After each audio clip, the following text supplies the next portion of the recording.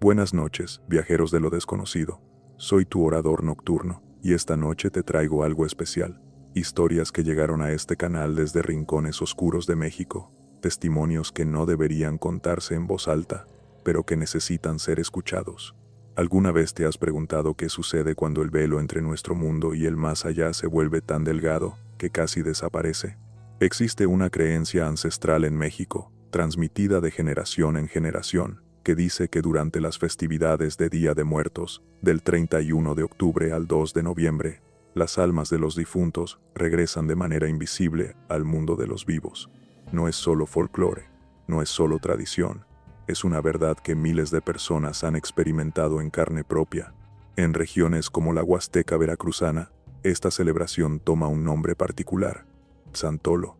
Una festividad donde las familias preparan altares con arcos de flores de cempasúchil, ofrendas de comida, veladoras que iluminan el camino de regreso a casa, y donde las danzas tradicionales con máscaras de calaveras llenan las noches de música y misterio. Pero lo que muchos ignoran es que detrás de esa música y esas máscaras se esconden encuentros que no pueden explicarse con la razón. Esta noche te voy a compartir testimonios reales, historias enviadas por personas que vivieron lo imposible durante estas fechas sagradas, desde posesiones en medio de celebraciones tradicionales hasta encuentros cara a cara con niños que llevan años muertos. Verás cómo un traje maldito puede convertirse en el portal para que un espíritu tome control de un cuerpo. Escucharás sobre ofrendas que desaparecen frente a testigos, y sobre almas que necesitan ayuda para encontrar la paz eterna.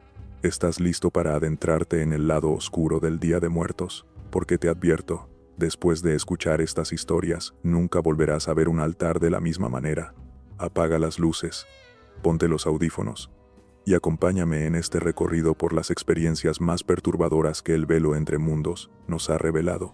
Pero antes, si eres nuevo en este canal, suscríbete y activa la campanita, porque cada semana traigo relatos que te mantendrán despierto hasta el amanecer. Y si ya formas parte de esta comunidad nocturna, déjame un like y comparte este video con alguien valiente, o alguien que necesite recordar que hay cosas que la razón no puede explicar. Ahora sí, comencemos. Para entender lo que voy a contarte ahora, primero necesitas conocer qué es el Santolo. En la región de la Huasteca veracruzana, el Día de Muertos no se celebra como en el resto de México. Aquí, esta festividad recibe un nombre especial: Xantolo, una palabra que viene del náhuatl xantolón, y que a su vez deriva del latín sanctorum, que significa de todos los santos. Es una celebración con más de 3000 años de tradición, donde lo prehispánico y lo católico se fusionan de manera inquietante. Del 30 de octubre al 2 de noviembre, los pueblos de la Huasteca se transforman. Las familias levantan altares con arcos de flores de cempasúchil que representan la puerta del cielo, preparan tamales, mole y aguardiente para sus difuntos. Y cuando cae la noche, las calles se llenan de algo que muchos consideran hermoso, pero que esconde un lado oscuro que pocos se atreven a mencionar. Me refiero a las parrandas. Grupos de 30 o más personas que recorren las calles disfrazados de diablos, calaveras, monstruos y personajes grotescos. Van bailando al ritmo del violín, con máscaras de madera tallada que ocultan completamente sus rostros. Al frente de cada parranda siempre va un hombre tocando un cuerno para anunciar su llegada. Y entre esos personajes hay uno que nunca falta: el diablo. Porque según la tradición, el diablo es quien abre el portal entre el mundo de los vivos y el de los muertos. Es quien permite que los ancestros, los huehues, revivan y tomen el cuerpo de los mortales para bailar una vez más. Y ahí es donde comienza esta historia. En una pequeña comunidad del norte de Veracruz, había un hombre al que todos conocían como el Chaparro. Era parte de las parrandas desde hacía años, y siempre, absolutamente siempre, se vestía del mismo personaje: un diablo con traje rojo y negro, una máscara de madera que imponía respeto, cuernos prominentes, una cola que arrastraba por el suelo, y un chicote que hacía tronar de manera escalofriante. Ese traje era su identidad, nadie más podía usarlo. Pero hay algo que debes saber sobre las parrandas del Xantolo. Existe una regla no escrita, una creencia que todos respetan. Si decides bailar en las parrandas, debes hacerlo durante 7 años consecutivos, sin interrupción. porque si no cumples esos 7 años completos, la mala suerte caerá sobre ti. El chaparro llevaba años cumpliendo con esta tradición. Pero una tarde de septiembre, meses antes de las festividades, tuvo un accidente fatal en una motocicleta. Murió instantáneamente sobre el asfalto. La noticia sacudió a toda la comunidad. Su velorio estuvo lleno de gente, de llantos, de recuerdos, y cuando llegó octubre, los ensayos de las parrandas comenzaron como siempre. La familia del chaparro, necesitada de dinero para cubrir los gastos del funeral y las ofrendas, tomó una decisión que cambiaría todo. Decidieron vender el traje y la máscara de su difunto. Uno de los amigos del chaparro, un joven de preparatoria llamado Nacho, no tenía traje listo para bailar ese año. Cuando le ofrecieron el traje de su amigo muerto, no lo dudó, lo compró, y ahí empezó la maldición. El 31 de octubre, primer día del Santolo, Nacho salió a bailar con la parranda vistiendo el traje del chaparro. Bailó todo el día sin parar, zapateando al son del violín, haciendo tronar el chicote tal como lo hacía su difunto amigo. Por la noche, agotado después de algunos tragos con sus compañeros, regresó a su casa. Se quitó el traje con dificultad y colgó la máscara en un clavo de la pared. Lo último que recuerda es haberse dejado caer rendido en la cama. A eso de las 3 de la mañana, la mamá de Nacho despertó. Escuchaba ruidos extraños, como si mucha gente hablara y hiciera bullicio dentro de la casa. Se levantó confundida, miró por la ventana, pero afuera no había nadie. El ruido venía de la habitación de su hijo. Cuando trató de abrir la puerta, no pudo. Algo la mantenía cerrada desde adentro. Después de varios minutos forcejeando, la puerta finalmente cedió. Nacho estaba acostado, aparentemente dormido, pero había algo terriblemente mal. La señora intentó despertarlo, pero él no respondía. Entonces volteó hacia donde estaba colgada la máscara y sintió que esa cosa la miraba. Los ojos vacíos de madera parecían seguirla, observarla con una mirada retadora, intimidante. Y fue entonces cuando lo vio. Con la poca luz que entraba de la calle, alcanzó a ver una sombra negra saliendo por la ventana. La cortina se movía sola, y en el aire quedó un olor penetrante, inconfundible, azufre. Corrió a buscar a su esposo. Cuando regresaron, Nacho estaba sentado en la cama, con los ojos perdidos, la mirada vacía. Solo dijo que estaba muy cansado y que seguiría durmiendo. Pero sus padres sabían que algo andaba muy mal. El 1 de noviembre, Nacho volvió a salir a bailar con la parranda, vistiendo de nuevo el traje del chaparro. Bailó todo el día. Por la noche, después de beber con sus compañeros, regresó a casa sintiéndose extraño. Tenía la sensación de que alguien lo seguía, de que algo lo observaba desde las sombras. Al llegar, se sentó en el sofá, y de pronto comenzó a hablar solo. Después, empezó a convulsionar. Sus ojos se pusieron en blanco, y cuando volvió a hablar, ya no era su voz. Era una voz grave, profunda, que hacía que la piel se erizara. Pepe, Luis, Bunge, me los voy a llevar a todos. Estaba nombrando a sus compañeros de la parranda, uno por uno. Su padre, desesperado, corrió a buscar a esas personas. Los encontró bebiendo en una cantina. Cuando les contó lo que estaba pasando, todos supieron inmediatamente qué debían hacer. Los ancianos del pueblo, quienes conocían las tradiciones antiguas, dijeron que todos debían ir al cementerio, al lugar donde estaba enterrado el chaparro. Consiguieron camionetas. Pasaron por Nacho, que seguía en trance, apuntando con el dedo a sus compañeros, mientras repetía: «Me los llevaré a todos». Llegaron al panteón pasadas las 2 de la mañana. Con las luces de los vehículos alumbrando entre las tumbas, se dirigieron hasta la sepultura del chaparro, que estaba en la parte más alejada, pegada al monte. Acostaron a Nacho sobre la tumba de su amigo muerto, y entonces comenzó el ritual. La parranda completa empezó a bailar alrededor de la tumba, tocando sus instrumentos, gritando, zapateando con fuerza. Los perros de las casas cercanas comenzaron a aullar desesperadamente, como si vieran algo que los humanos no podían percibir. El olor a azufre impregnó todo el cementerio, y Nacho se carcajeaba con una risa que no era humana. Bailaron durante 1 hora sin parar, pero el espíritu no se iba. Entonces lo llevaron a la plancha, donde preparan a los muertos para el velorio, dentro del mismo cementerio. Lo sujetaron entre varios hombres. Uno de los ancianos le dio un chicote y un palo al papá de Nacho, y le dijo que hiciera algo que ningún padre debería hacer: que golpeara a su hijo, que lo azotara hasta que el espíritu se fuera. El padre, con lágrimas en los ojos, comenzó a golpearlo, primero con el chicote, después con el leño. La sangre comenzó a brotar, los golpes resonaban en la noche, y él gritaba: «Fuera, déjalo en paz, vete de aquí». Fueron más de 10 minutos de flagelación, hasta que alguien llegó con una botella de agua bendita. Se la vertieron sobre todo el cuerpo, y poco a poco, Nacho dejó de gritar. El olor a azufre comenzó a desvanecerse. La sensación de terror que llenaba el cementerio empezó a disiparse. Lo dejaron descansar ahí, en la plancha de los muertos, durante 2 horas. Cuando por fin despertó, ya era otro. Estaba débil, confundido, adolorido. Pasaron 2 semanas antes de que pudiera recuperarse completamente. Su cuerpo quedó marcado con moretones y cicatrices que le recordarían por el resto de su vida lo que había vivido. El traje y la máscara del chaparro fueron incinerados inmediatamente, y Nacho nunca volvió a participar en las parrandas. Entre la gente de esa comunidad, hay quienes dicen que el chaparro regresó del más allá molesto porque alguien más usó su traje y su máscara, algo que para él era sagrado. Pero hay otros que aseguran que no fue el chaparro quien tomó el cuerpo de Nacho, sino el mismo diablo, invocado durante las danzas del Santolo, quien decidió quedarse un poco más en este mundo. Porque recuerda, en el Santolo, el diablo es quien abre el portal entre los vivos y los muertos, pero nadie dijo que siempre lo cierra.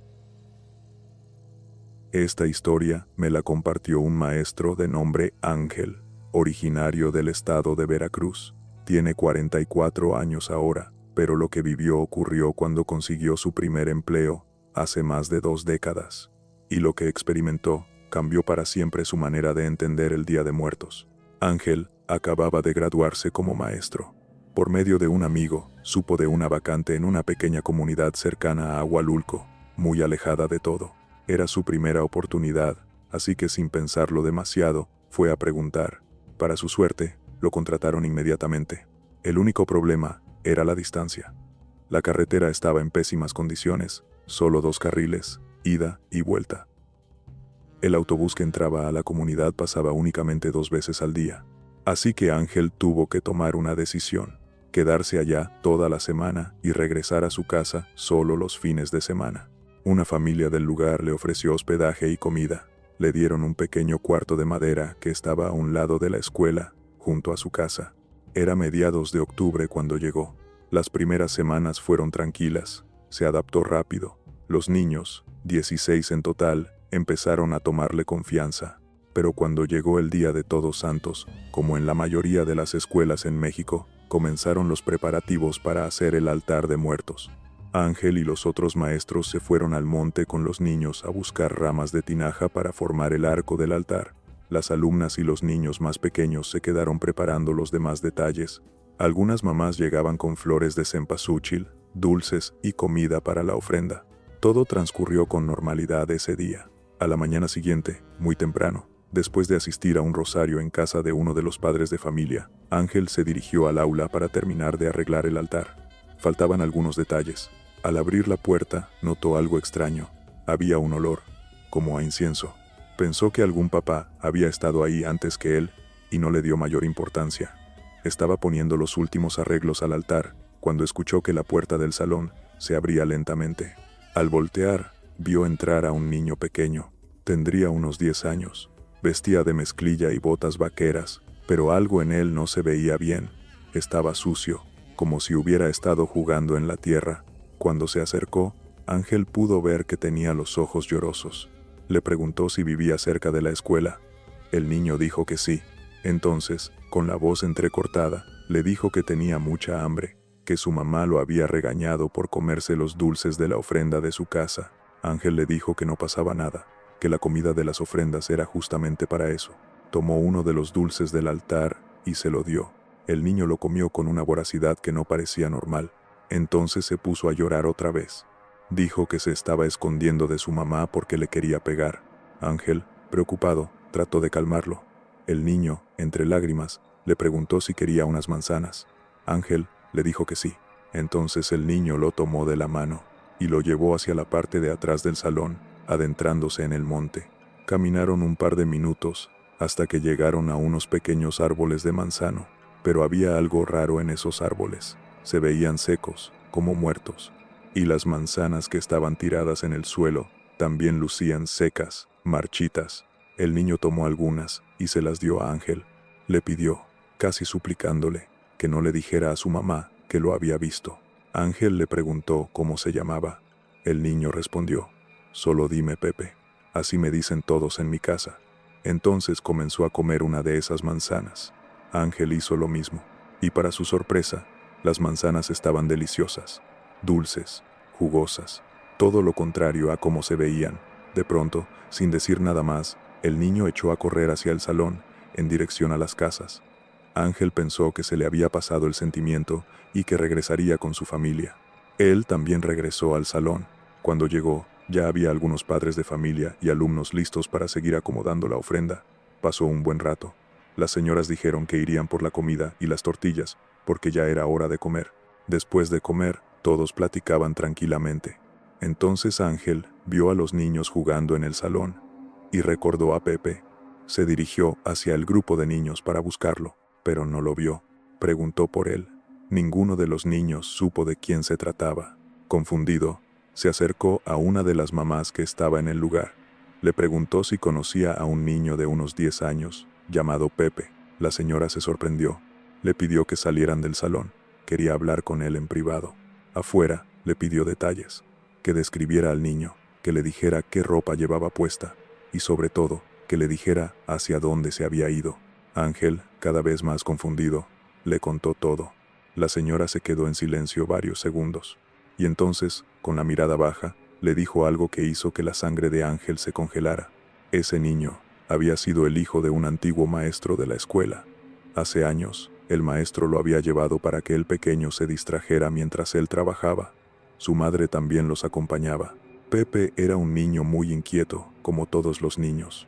Un día, su madre lo vio jugando muy bruscamente con otros niños y lo regañó severamente. Lo jaló del brazo y lo obligó a quedarse sentado junto a ella. Pero en un descuido, el pequeño se fue de nuevo a jugar. Se subieron a los árboles de manzano. Empezaron a aventarse los frutos. Reían, se divertían, hasta que las risas se convirtieron en llantos. No se sabe exactamente cómo pasó, pero Pepe se cayó del árbol. Murió instantáneamente por el golpe que recibió en la cabeza. Ángel no podía creer lo que estaba escuchando. ¿Cómo era posible que ese niño estuviera muerto si él lo vio, lo tocó, le dio la mano, comió con él? Pero la señora continuó hablando. Le dijo que para las personas del lugar era muy común que ese pequeño apareciera durante los días de Día de Muertos, que a veces se dejaba ver en los altares de las casas de alrededor, que siempre buscaba a alguien que jugara con él. Unos días después, la misma señora llevó a Ángel una foto. Era del antiguo maestro con su familia, y ahí, claramente, estaba el niño. Era el mismo, el que lo había llevado a comer manzanas, el que tenía hambre, el que lloraba porque su mamá lo quería regañar. Su nombre real era José, pero todos le decían Pepe. Ángel sintió que todo su cuerpo se estremecía. Ese encuentro lo marcó para siempre, porque se dio cuenta de algo que muchos ignoran. Los difuntos no solo regresan de manera invisible durante el Día de Muertos.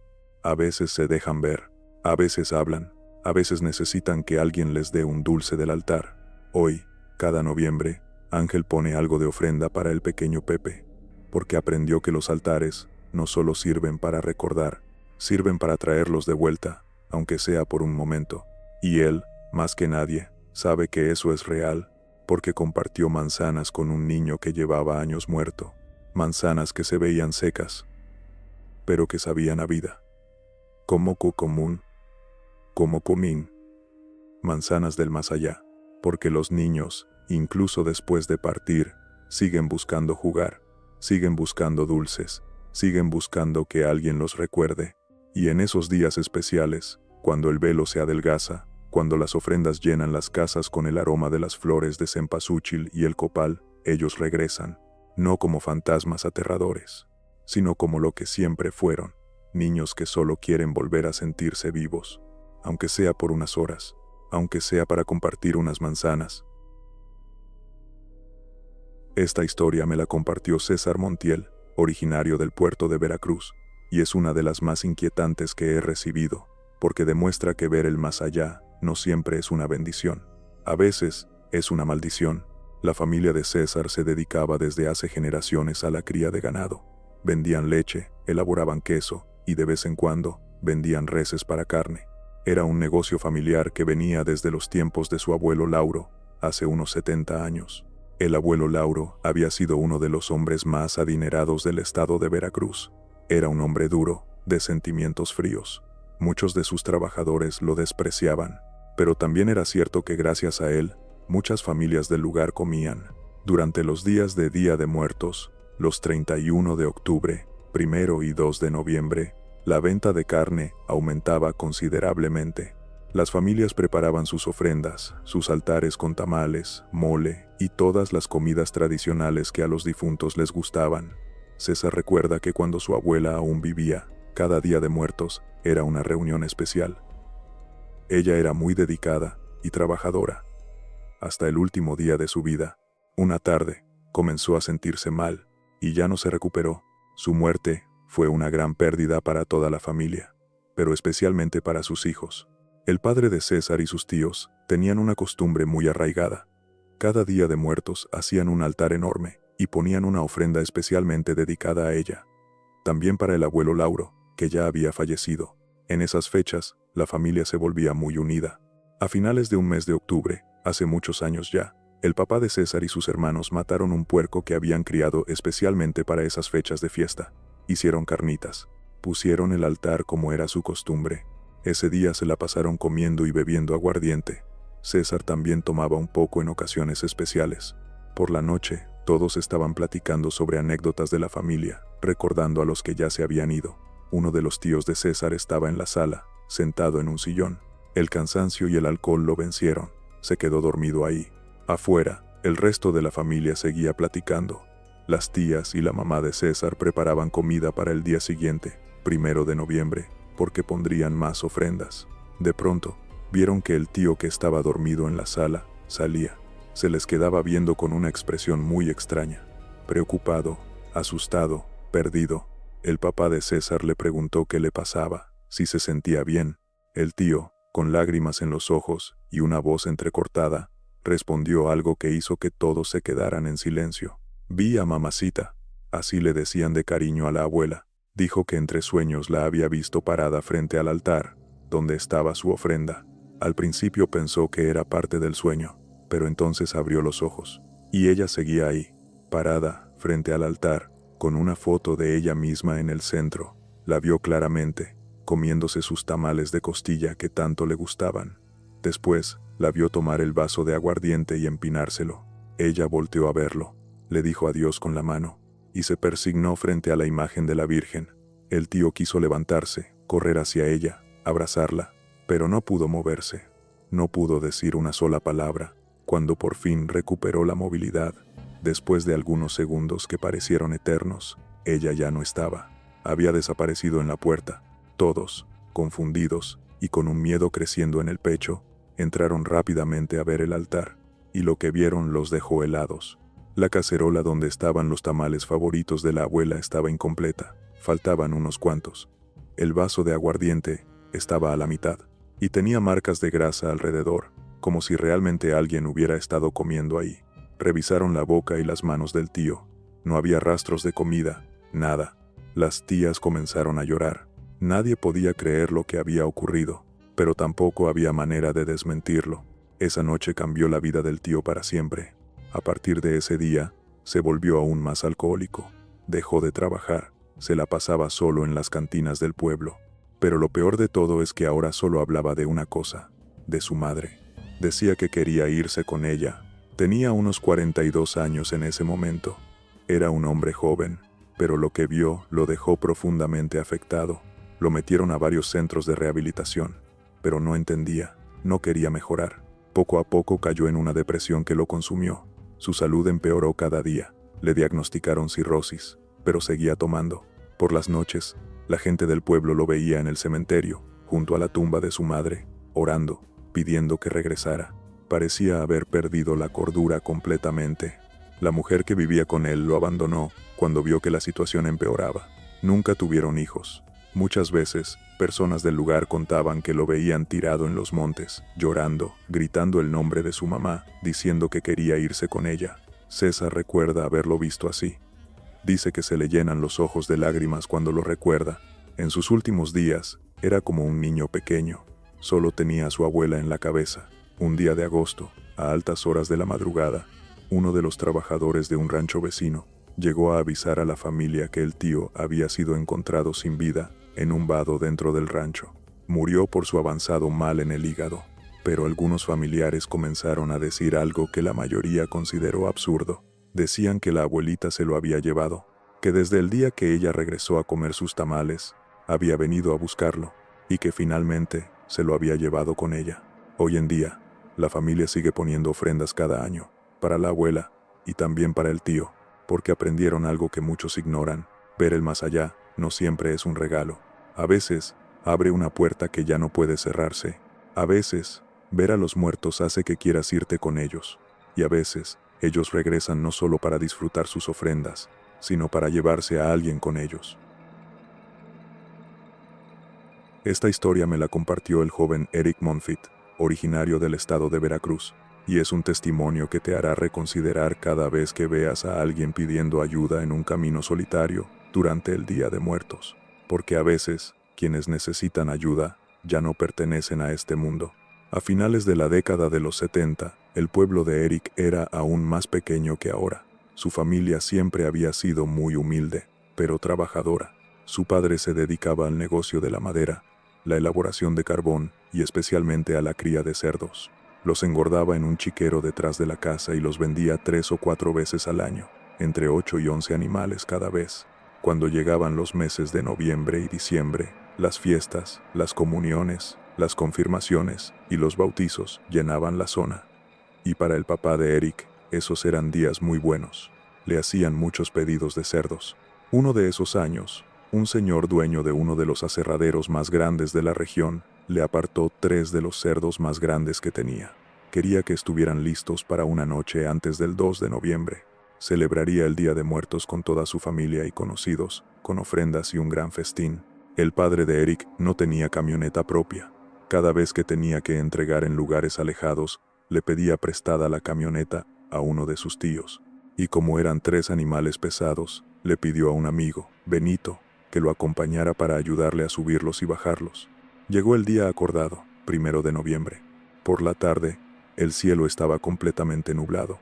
Había una neblina espesa, de esa que no te deja ver a varios metros de distancia.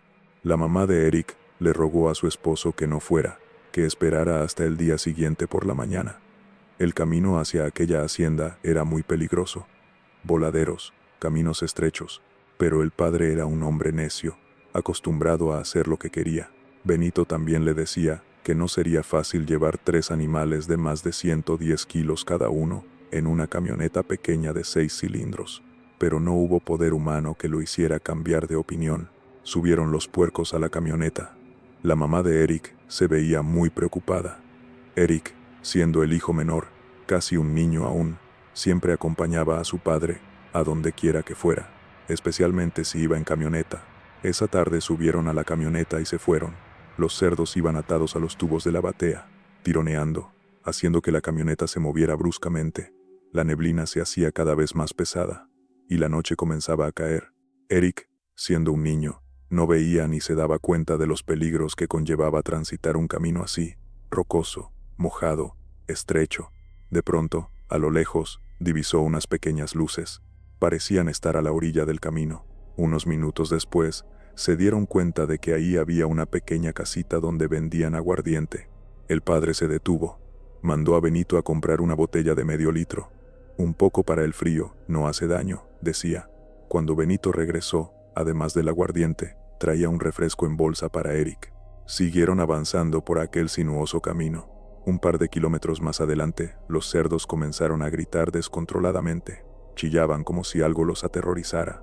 El padre se orilló y bajó a revisarlos. Pensó que tal vez se habían enredado con las sogas y se estaban lastimando. Pero no tenían nada. Solo tienen miedo, dijo, al subir de nuevo. Es normal por ir en movimiento. Siguieron la marcha. Pero justo antes de llegar al río que divide los dos municipios, vieron algo más a lo lejos. Una fogata. También estaba a la orilla del camino. El padre se puso en alerta. Benito sacó un machete que llevaba. «Aguas», dijo el padre, «¿por qué pueden ser esos que se andan robando los animales?» Había muchos rumores sobre robos de ganado en los alrededores. El padre fue bajando la velocidad más lentamente de lo que ya iban. Los cerdos no paraban de gritar. Se fueron acercando poco a poco a la fogata. Con las luces de la camioneta, pudieron ver que se trataba de 2 personas. Parecían ser una pareja de adultos. Estaban sentados sobre unos troncos, comiendo elotes asados. Benito se asomó y les preguntó para dónde iban, si necesitaban un aventón. El hombre respondió que iban para arriba, que iban al cementerio a dejar flores a unos familiares difuntos. Era 1 de noviembre. Nadie de los 3 se les hizo extraño. La pareja llevaba consigo 2 lonas llenas de cosas. Dijeron que era despensa que entregarían a sus familiares después de visitar el panteón. El padre y Benito bajaron de la camioneta, les ayudaron a subir las lonas a la parte de atrás. La pareja rondaba los 50 años. Se miraban jóvenes aún. El señor llevaba puesto un sombrero color negro grande. No se le lograba ver bien el rostro. Siempre trataba de ocultarlo. Igualmente pasaba lo mismo con la señora. Portaba un rebozo de color negro. Su actitud era extraña, rara. El padre les ofreció que se fueran dentro de la cabina para que fueran sentados, porque hacía frío y estaba la llovizna. Pero los 2 se negaron rotundamente. Dijeron que no había problema con irse atrás, que ya era mucho el favor. El padre no insistió más. Curiosamente, a partir de que esta pareja subió a la camioneta, los animales, aunque seguían inquietos, ya no chillaban. Se miraban nerviosos, como si algo los perturbara. La pareja se subió, y pronto siguieron su camino. Parecía que estos iban dormidos. No hacían ruido alguno. Benito le decía al padre: «Pobres personas, ¿verdad? Deben estar muy cansadas. ¿Quién sabe desde dónde vengan caminando?» Eric, al ser un niño, tenía mucha curiosidad. Volteaba a cada rato a verlos, y en una de esas veces vio algo que lo dejó helado. La pareja iba parada, sin moverse. Iban flotando. No iban agarrados ni recargados en nada. Con los baches del camino y la velocidad, fácilmente se hubieran caído. Pero ahí estaban, flotando. Eric decidió no decir nada. Sabía que su padre y Benito no le creerían. Siguieron avanzando. Llegaron a una parte del camino más estrecha, muy complicada. El padre bajó la velocidad. Después de 2 o 3 atascones, salieron al camino que ya estaba en mejores condiciones. Un par de kilómetros adelante, hacia el lado derecho, estaba la entrada para ir al panteón. El señor tocó la lámina de la camioneta en la parte de arriba, como señal para decir que hasta ahí llegaban. El padre se detuvo en la entrada de la vereda al panteón. Los señores bajaron, les ayudaron a bajar las lonas con la despensa. Ellos agradecieron amablemente el gesto. Para esa hora, la noche ya había caído completamente. Y para la mayoría de las personas, es algo muy inusual que alguien fuera al cementerio a esas horas. El padre se cuestionaba eso también, pero no quiso decir nada. Cuando casi estaban a punto de marcharse, la señora sacó de entre una lona una bolsa de pan. Dijo que era para ellos. Y entonces dijo algo que hizo que se les erizara la piel. «Recen mucho por nosotros. Estos días son muy especiales para nosotros. Nunca dejen de confiar en la palabra y la misericordia de Dios nuestro Señor». Al terminar de decir estas palabras, se sintió un fuerte y helado ventarrón de aire seco, tanto que se les erizó la piel. El padre y Benito se miraban con caras de asombro, persignándose. La pareja emprendió su camino hacia el camposanto con una lona cada uno al hombro, como si éstas no tuvieran el mínimo peso. Eric vio perfectamente cómo esas 2 personas entraban al panteón caminando normalmente. Después de un par de minutos, aún boquiabierto, el padre emprendió la marcha sin decir una sola palabra. Benito le daba tragos a la botella de aguardiente en silencio. Llegaron a una pequeña comunidad antes de la hacienda. Se bajaron, y solo se preguntaban entre ellos si habían visto lo mismo. Fue entonces cuando Eric les contó lo que había notado desde que subieron, que iban flotando. Era la palabra de un niño, pero terminaron por darle la razón. En esa comunidad se encontraron con un señor de edad muy avanzada. Al ver su estado de asombro, les preguntó si habían tenido algún percance en el camino. Le platicaron todo, y el señor, como si nada pasara, solo respondió: «No se asusten, Eran Lola y Venancio. Entonces empezó a relatar que tiempo atrás, ellos habían sido trabajadores de un pequeño ingenio cercano. Recorrían ese camino diariamente para llegar a sus labores durante muchos años. Era una pareja que nunca pudo tener hijos. Trabajaron muy duro toda su vida, tenían sus ahorros. Se dice que un día, en esa misma fecha, 1 de noviembre, regresaban del trabajo, cargando despensa que entregarían a sus familiares después de visitar el panteón, pero nunca llegaron. Fueron asaltados y asesinados en ese mismo tramo del camino. Les robaron todo, y desde entonces, cada 1 de noviembre, aparecen en ese mismo lugar, pidiendo ayuda para llegar al cementerio, para llevar flores a sus difuntos, y para repartir la despensa que nunca pudieron entregar. El padre y Benito sintieron un escalofrío recorrer todo su cuerpo, pero también entendieron algo. Esas ánimas no buscaban hacerles daño, solo necesitaban ayuda. Ayuda para cumplir con lo que no pudieron hacer en vida. El pan que les dieron nunca lo comieron, lo guardaron con respeto, porque entendieron que ese pan venía del más allá, y que ayudar a un alma en pena no es motivo de miedo, es un acto de misericordia, porque durante el Día de Muertos, no solo nuestros seres queridos regresan, también regresan aquellos que quedaron atrapados entre mundos, aquellos que necesitan que alguien les ayude a completar su camino. Y si alguna vez, en una noche de noviembre, te encuentras con alguien pidiendo ayuda en un camino solitario, no lo ignores, porque tal vez no sea alguien de este mundo, tal vez sea un alma bendita que necesita de tu bondad para encontrar la paz eterna. Estas historias, viajeros de lo desconocido, nos dejan una enseñanza muy clara. El Día de Muertos no es solo una tradición pintoresca, no es solo folclore, es un puente real entre dos mundos que coexisten más cerca de lo que imaginas. Es un recordatorio de que nuestros difuntos siguen presentes, que regresan cada año esperando ser recordados, alimentados, honrados, y que cuando no respetamos esas tradiciones, cuando olvidamos poner lo que les gustaba, cuando dejamos de encender las veladoras que iluminan su camino de regreso, ellos lo notan, y a veces nos lo hacen saber. Así que este año cuando pongas tu altar, hazlo con respeto, con amor, con cuidado, porque nunca sabes quién realmente vendrá a disfrutarlo. Si tienes una historia de Día de Muertos que te haya pasado, o que alguien te haya contado, déjala en los comentarios. Quiero leerlas todas. Y quién sabe, tal vez tu historia aparezca en un próximo video de este canal. Si esta recopilación de testimonios te puso la piel de gallina, no olvides suscribirte y activar la campanita para no perderte ningún relato nocturno. Dale like si quieres más historias como estas. Y comparte este video con alguien que necesite entender que el Día de Muertos es mucho más que calaveras de azúcar y papel picado. Soy tu orador nocturno, y nos vemos en la próxima oscuridad. Que descansen, si pueden.